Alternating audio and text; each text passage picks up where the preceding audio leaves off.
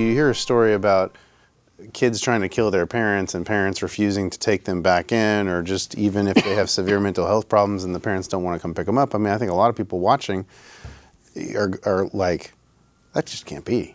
You know, it's not. It's not common. And if you're the only person, you know, in the legislature who's seen those kind of issues, I mean, how hard is it to convince your colleagues, like, these are real issues that we face, and these are the things that need to be addressed? I mean, how many of them say, yeah, right, Gene, you know, I don't want to hear it. I mean, again, that's a whole nother show. But for the most part, I feel like I've cultivated a sort of a relationship with my colleagues where they trust what I say. Yeah. And they trust my experience. Even just the Republicans. Even the Republicans. For the most part, because a lot of times when they have criminal justice bills that they need help with, because they're not experts, they'll come to me and say, hey, would you help me with this bill? And I say, sure.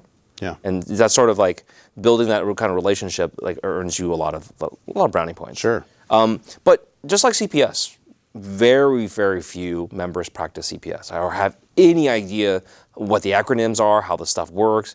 And for the most part, most people don't want to know. They don't want to learn this stuff. They don't want to hear the stories. What is sort of needed to move legislation is actually quite simple. You need sort of a perfect storm of public outrage, bad news stories, and then people saying, okay, we've gone too far. We need to fix this.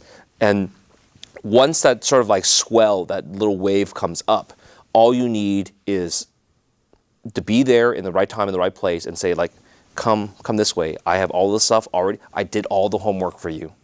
You don't have to think about it. I'm the oracle. I have all the... Yeah. No, but that's awesome. Yeah. So, like, as long as there's a sense of trust. Sure. That they trust that what you're putting in front of them is well thought out and is good policy and it's not going to hurt them at home.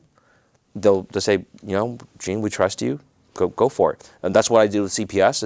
And you know, when I worked on the CPS bill, when we had the hearing, I mean, we laid out this massive omnibus, like 70-page bill, and everyone who testified said, like, yeah, it's good. We don't have any problems with it. We had like 80-something sections, and people were like, we're shocked. We're like, how could this possibly be? Why? Because we did our homework.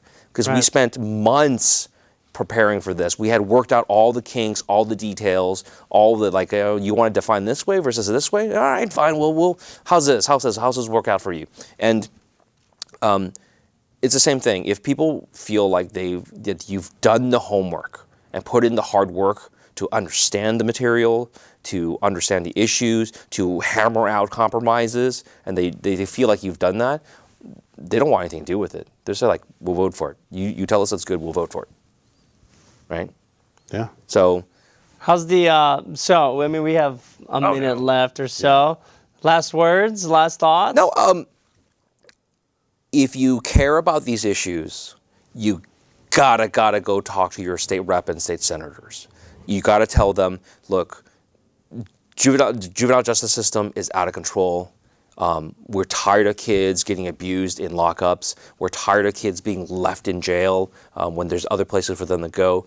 We want the state to give them more money to do these things. If you know, just simply put, whether you're conservative and you say this will save money in the long run, whether you're a liberal and say, look, this is about justice, this is about ending poverty, whatever your rationale is, go to your legislator and tell them, this is important to me. I am your voter. I want you to support this.